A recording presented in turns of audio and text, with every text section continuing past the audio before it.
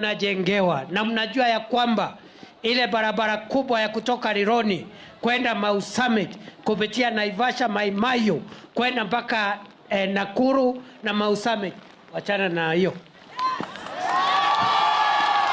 Fire si fire. Sasa ukinipatia mwavuli na wananchi nao, kama mwananchi ananyeshewa, si hata sisi tunyeshewe?